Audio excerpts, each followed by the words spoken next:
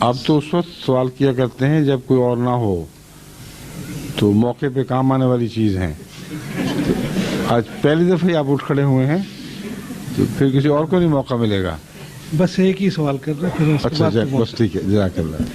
یہ نماز پڑھتے وقت سجدہ کی جگہ دیکھنا کیوں ضروری ہے، اور اگر آنکھیں بند کر لیں تو وہ مکروہ کیوں ہوتا ہے؟ ٹھیک ہے. آپ نے میرے سامنے آنکھیں کھولی ہوئی ہیں کہ نہیں؟ جی. بند کیوں نہیں کرتے؟ نماز کے وقت کچھ کبھی مجھے میری بات کا جواب دیں. مجھ سے بات کرتے وقت اب یوں کو نہیں کر لیتے، اس لیے کہ آپ کا نفس بتا رہا ہے آپ کو کہ جس سے گفتگو کی جائے اس کے سامنے آنکھیں بند کر کے کھڑا ہونا مناسب نہیں ہے.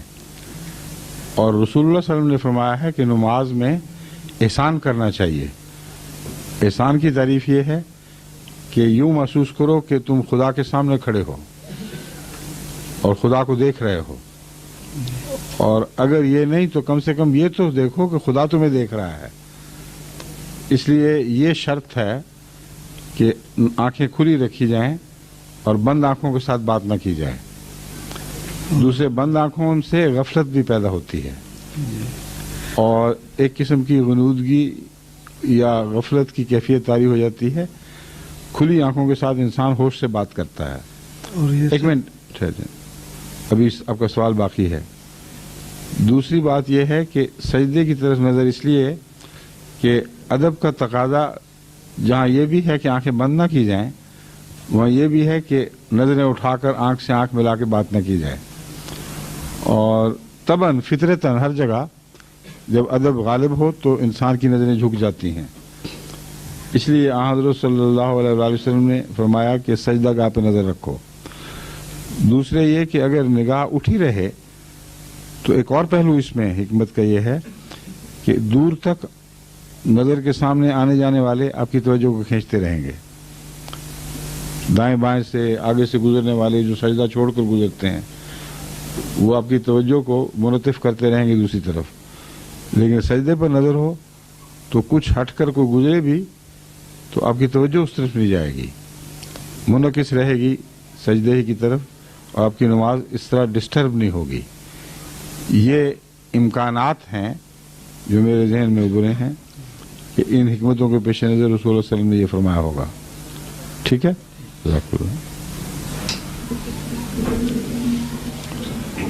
تشریف لائیے. جی میں بلجیم جماعت سے تو میرا تعلق نہیں ہے، میں جرمنی سے. اچھا، تو میرے ایک دوست ہیں. وہاں نہیں موقع ملا آپ کو سوال کرنے کا؟ نہیں، اصل بات یہ تھی کہ یہ سوال میرا ہے ہی نہیں. اچھا، اس لیے دوسروں کے سوال آپ جرمنی سے باہر کرتے ہیں؟ نہیں، وہاں موقع بھی نہیں ملا. یہ بات بھی ٹھیک ہے، یہ کہیں نا انہوں نے مجھے بعد میں ہی یہ سوال کیا. اچھا، آپ وہاں سے آ چکے تھے. ٹھیک ہے ٹھیک ہے. تو میرے ایک ایرانی دوست ہیں جی، اور وہ ایران میں ڈاکٹر تھے. ڈاکٹر تھے، اب یہاں پر وہ جرمنی تشریف لے آئے ہیں. جرمنی آ گئے ہیں کافی عرصے سے، لیکن کام نہیں کر رہے. تو انہوں نے ایک لمبی وہاں کی جو ظلم اور زیادتی کی داستان ہے وہ آپ کو سنائی تھی، وہ سنائی کہ وہاں مولویوں نے. وہ کرد ہیں یا ایرانی ہیں؟ ایرانی ہیں. ایرانی ہیں. اور انہوں نے کہا کہ جی وہاں پر ملا نے یہ کیا ہے، وہ کیا ہے. بہت زیادہ واقعی خوفناک، شدید خوفناک ہے واقعہ. ٹھیک ہے. میں نے ان سے کہا، اصل میں بات یہ تھی کہ میں نے ان سے یہ سوال کیا کہ میں نے اکثر دیکھا ہے کہ ایرانی جو یہاں پر ہیں وہ یا تو دریا ہو گئے ہیں، اور یا وہ لوگ عیسائیت کا اعلان کرتے ہیں کہ ہم عیسائی ہیں، اور زیادہ تر وہ مذہب کا ذکر ہی نہیں کرتے، دلچسپی کم لیتے ہیں، اپنے آپ کا اظہار ہی نہیں کرتے. تو اس کی کیا وجہ ہے؟ تو انہوں نے جب یہ لمبی ایک کہانی سنا کے مجھے کہنے لگے کہ خدا تعالیٰ سے انسان یا اس طرح آسانی سے بھاگتا نہیں. یہ مذہب انسان کے اندر ہوتا ہے، وہ کبھی نہیں نکلتا. تو وہ کہنے لگے کہ میں نے بھی کئی بار یہ سوال کیا ہے، تم ہی مجھے بتا دو کہ آخر اتنا جب ظلم ہوا ہے تو بے شمار ان گنت بے گناہ تھے، لکھوں کھا لوگ تھے جو بالکل بے گناہ تھے. تو ان کی ماؤں نے بھی چیخ و پکار کی خدا تعالیٰ کے حضور، ان کے بچوں نے بھی کی. تو خدا تعالیٰ آخر کب ان کی سنے گا، کیوں نہیں سنتا؟ یہ سوال ہے. یہ سوال تھا. تو سوال یہ ہے کہ کیا انسان کو اس دنیا میں یہ اختیار نہیں ہے کہ وہ گناہ گار بنے یا نیک ہو جائے؟ یہ اختیار ہے کہ نہیں ہے؟ تو جب خدا نے اختیار دیا ہے اور آزمائش کا دور ہے تو چھینے کیوں پھر یہ اختیار کسی سے؟ اور دوسرا یہ وہم ہے کہ دوسرے سارے معصوم لوگ ہیں.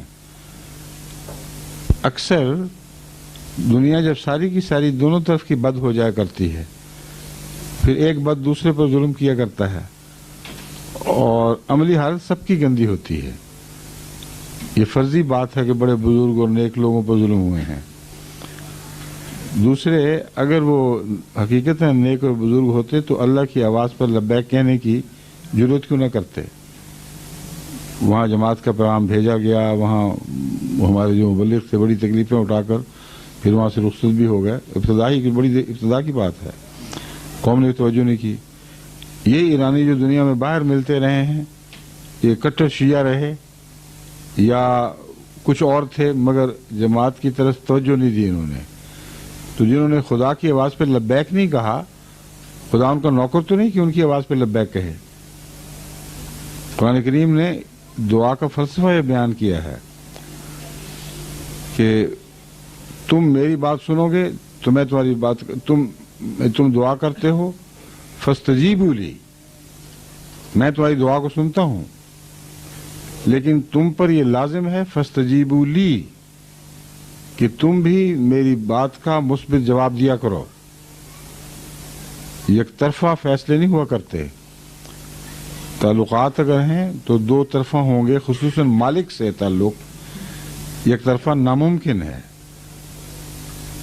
خدا کوئی گھر کا نوکر تو نہیں کہ جب چاہ بلا لیا جب چاہ چھٹی کر دی. ان لوگوں نے کب خدا کی آواز پہ لبیک کہا، کب اپنے حالات بدلے، کب فرضی مذاہب سے نکل کے باہر آئے، کب خدا کی آواز پر لبیک اس وقت کہا یا اب تیار ہوئے ہیں. ان کی ساری زندگی بتا رہی ہے اور ان کا دہریہ ہونا بتا رہا ہے کہ پہلے بھی خدا سے کوئی تعلق نہیں تھا. یہ ساری باتیں قابل غور ہیں. کائنات کے نقشے کو سمجھا جائے، اللہ تعالیٰ نے انسان کو اس کی آزمائش کے لیے اس دور میں آزاد رکھا ہے. جب آزاد رکھا ہے تو اس میں ظلم بھی ہوں گے. ان ظلموں کے نتیجے میں اگر وہ بندے جن پر ظلم ہوں وہ خدا کے بندے ہوں تو اللہ پھر اپنی طرف سے اس کی جوابی کارروائی کرتا ہے، ضرور کرتا ہے. جو نہ ہوں ان وہ نہیں کرتا. یہ قانون ہے. پاکستان میں دیکھیں کیسی جوابی کارروائی خدا تعالیٰ کی طرف سے ہو رہی ہے. جب یہ شروع میں انہوں نے ظلم کیے جماعت پر تو وہ خطبہ آپ دوبارہ سنیں تو حیران رہ جائیں گے کہ کس طرح لفظاً وہی ہوا ہے. میں نے کہا تم ایک دوسرے کو مدد کے پکارو گے، کوئی تمہاری مدد کو نہیں آئے گا. تمہاری ساری قوم پھٹ جائے گی. تم مظالم کرو گے ایک دوسرے پر، کوئی نہیں تمہاری سنے گا. اور تم سمجھتے ہو کہ تمہارے یہ جرائم بغیر سزا کے چلے جائیں گے؟ ہو ہی نہیں سکتا. یہ وہ کسی نے وہ دوبارہ خدا سن کے مجھے کہا کہ وہ حیران رہ گیا ہے. ایک ایک لفظ، ایک ایک نقشہ بین ہی اسی طرح ہوا ہے جیسا کہ آغاز کے خطبات میں نے پاکستان کو متنبع کیا تھا.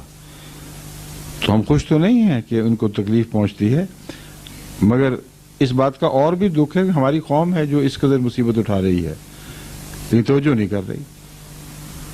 جو باتیں ہیں پاکستان میں جماعت احمدیہ کے خلاف ہوئی تھی وہ ایک دوسرے کے خلاف کر رہے ہیں. ایک دوسرے کو کافر، ایک دوسرے کو غیر مسلم، ایک دوسرے کا اغوا، ایک دوسرے کے گھر لوٹنا، قتل و غارت، اور کوئی پوچھنے والا نہیں. تو یہ دیکھیں خدا دکھائی دے رہا ہے کام کرتا ہوا. جہاں خدا سے تعلق ہی کوئی نہیں وہاں کہاں خدا دکھائی دے گا. سمجھ گئے؟ شکریہ. فرمائیے کون ہے آپ کے بعد پھر وہ ٹھیک ہے.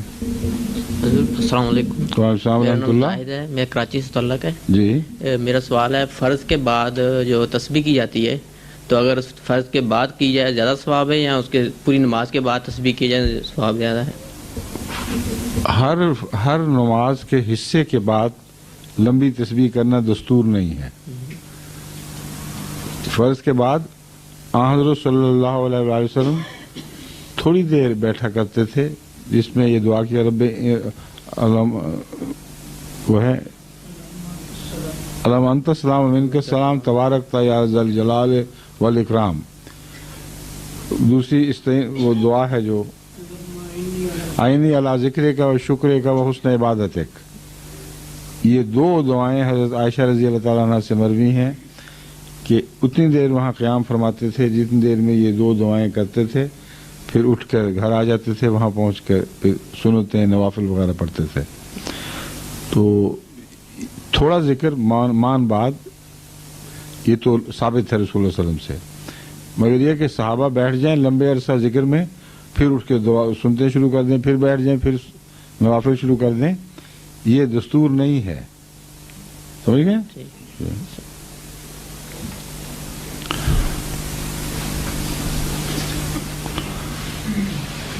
السلام علیکم ورحمۃ وعلیکم السلام ورحمۃ اللہ. اللہ. میرا نام باسط ہے، عبدالباسط، ربوہ سے تعلق ہے. تو میرا سوال ہے کہ اکثر غیر احمدی دوست یہ اعتراض کرتے ہیں کہ حضرت مسیح علیہ السلام نے انگریز کو اپنی کتابوں میں محسن کہا ہے، ٹھیک ہے، لیکن وہ کہتے ہیں کہ انگریز نے بر صغیر سے سب کچھ لوٹ لیا، حتیٰ کہ کوہ نور ہیرا بھی لوٹ کے لے گیا. اچھا، تو اس سلسلے میں پھر محسن کیوں کہا ہے یہ نہیں پوچھا؟ وہ یہی سوال کرتے ہیں کہ انہوں نے کیوں، آپ نے بتایا کیوں نہیں ان کو؟ محسن یوں کہا ہے کہ ہندوستان میں ایک حال تھا ایسا، خاص طور پر پنجاب میں، جبکہ مسلمانوں کے لیے وہ ایک تنور تپایا ہوا تھا، کوئی ان کا پرسان حال نہیں تھا. اذانیں ان کی بند، مسجدیں ان کی ویران کر دی گئیں، ان کو ایسا ذلیل و رسوا کر دیا سکھ حکومت نے، جو لٹیرے مختلف خاندان تھے، ان کی جب باری آتی تھی طاقت کی تو مسلمانوں کو صفایا کر دیتے تھے، بالکل بے حیثیت، جو اپنے مذہب پر عمل کرنے کی طاقت نہیں رکھتے تھے. انگریز جب آیا ہے پنجاب میں تو اس کا یہ احسان ہے کہ ہمیں خدا کی عبادتوں کے لیے آزاد چھوڑ دیا. یہ احسان ہے کہ نہیں؟ اس لیے جو احسان ہے اس کو ماننا چاہیے. اس سے جو دوسری زیادتیاں ہیں وہ منف ختم تو نہیں ہو جایا کرتی. پھر آپ نے انصاف کی تعریف فرمائی ہے کہ یہاں اس انگریز قوم نے دوسری خوبی یہ دکھائی کہ جو حکومت کی ہے انصاف کے ساتھ کی ہے. ہر فرقے کے درمیان، ہر مذہب، قوم، ہر رنگ کے درمیان انصاف سے فیصلے کیے ہیں. یہ 2 تعریفیں ہیں جو حضرت مسیح علیہ السلام نے فرمائی ہیں. اس کے علاوہ حضرت مسیح علیہ السلام نے انگریزوں کے مذہب کی وہ برائیاں بیان کی ہیں کہ کبھی ہندوستان میں، سارے ہندوستان میں مولویوں نے مل کر وہ برائیاں نہیں بیان کی تھیں کہ خدا کے شریک بنانے والے، بندے کو خدا بنا لینے والے، دجال، وہ کانا دجال جس کی پیشگوئی کی گئی تھی، وہ قوم جس نے دنیا میں سب سے بڑے فتنے بچانے تھے، یہ وہ لوگ ہیں. وہ نہیں ان کو دکھائی دیتا کہ ایک خوش آمدی یہ کیا کرتا ہے، ایک حق پرست ہے جو بات کر رہا ہے. جہاں سچ ہے وہاں سچی تعریف ہر احسان مند کے لیے لازم ہے کہ وہ کرے. جہاں ظلم اور فساد اور زیادتی ہے وہاں بہادری کا تقاضا ہے کہ سلطنت کی عظمت کی کوئی پرواہ نہ کرے اور جو حق ہے وہ خدا کے نام پر کھلا بیان کرے. یہ 2 باتیں بیک وقت ہیں جو مسیح علیہ السلام کے کردار کو ظاہر کرتی ہیں. سمجھ گئے؟ شکریہ.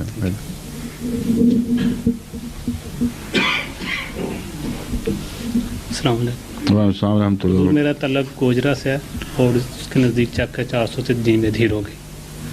اور ہمارے گاؤں میں ایک محمد اصغر خیالی کا نیا ہی اس نے مذہب کا کہہ رہا کہ میرا نیا مذہب ہے. اچھا.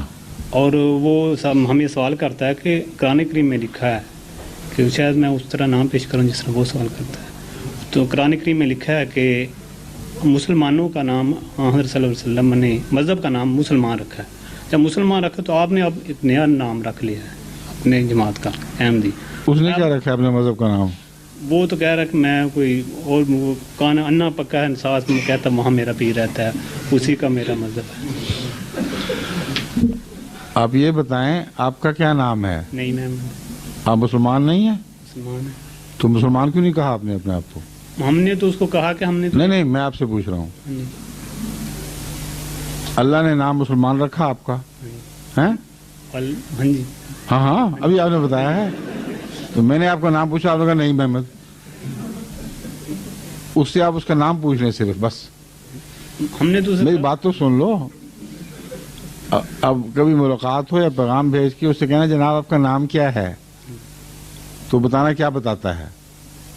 جو نام بتائے گا کو. ابھی تو تم کہہ رہے تھے کہ تمہارا نام اللہ نے مسلمان رکھا ہے، اب تم کوئی اور نام بتا رہے ہو. تو قرآن کریم نے اس کی تشریح خود فرما دی ہے کہ ہم نے تمہیں فرقوں قوموں میں تقسیم اس لیے کیا ہے لتعارفوا، کہ تم ایک دوسرے کا تعارف حاصل کرو. تو اسلام یا مسلمان ایک عمومی نام ہے، اس کے اندر تشخص کے لیے، یہ پہچاننے کے لیے کہ کوئی کس قسم کے خیال رکھتا ہے، دوسرے ٹائٹل لگانے پڑتے ہیں. اب ہر شخص کو آپ مسلمان کہیں اور اس کے اندر وہ بھی ہیں جو حضرت صلی اللہ علیہ وسلم کو عالم الغیب مانتے ہیں، وہ بھی ہیں جو حضرت خلیفۃ المسیح، حضرت خلیفۃ الرسول اول حضرت اقدس ابو بکر رضی اللہ تعالیٰ عنہ کو منافقوں کا سردار کہتے ہیں، اور وہ بھی ہیں جو ان سردار کہنے والوں کو اول درجے کا پکا کافر اور غیر مسلم قرار دیتے ہیں. یہ ہیں کہ نہیں؟ تو جب سب مسلمان کہلائیں گے ٹائٹل ایک ہو جائے گا، اندر سے دکانوں کی سودے سب الگ الگ رہیں گے. تو ساتھ سب ٹائٹل کیوں نہیں لگاتے کہ ہماری دکان پہ یہ چیز بکتی ہے، ہماری دکان پہ یہ چیز بکتی ہے. ایک سب ٹائٹل سے فوراً تعارف ہو جاتا ہے. تو جو دستور خدا تعالیٰ نے خود قرآن میں بیان فرمایا کہ ہو تم ایک ہی باپ کی اولاد ہو، لیکن ہم نے تمہارے تعارف کی خاطر تمہیں قوموں فرقوں میں بدل رکھ دیا. تو ان کو کہو یہ وجہ ہے جو ہم احمدی کہلاتے ہیں، لیکن احمدی اکیلا نہیں، احمدی مسلمان. ہم جب بھی تعارف کراتے ہیں احمدی مسلمان کہتے ہیں، تاکہ تمہیں پتہ لگ جائے کہ ہم وہ مسلمان ہیں جنہوں نے امام مہدی کو قبول کر لیا ہے، اور تم وہ مسلمان ہو جنہوں نے اس کو قبول نہیں کیا. اس میں کون سی تکلیف ہے؟ ٹھیک ہے. وہ پکا انا لگتا ہے آدمی اس کو کچھ دکھائی نہیں دیتا. پکا انا میں پیر مانا ہے نا اس نے. ہاں جی وہاں کہتا ہے، وہاں ہاں اس کو پکا انا پنجابی میں جس کو کہتے ہیں نا، وہ حالت ہے اس کی. اور حضور میرا سوال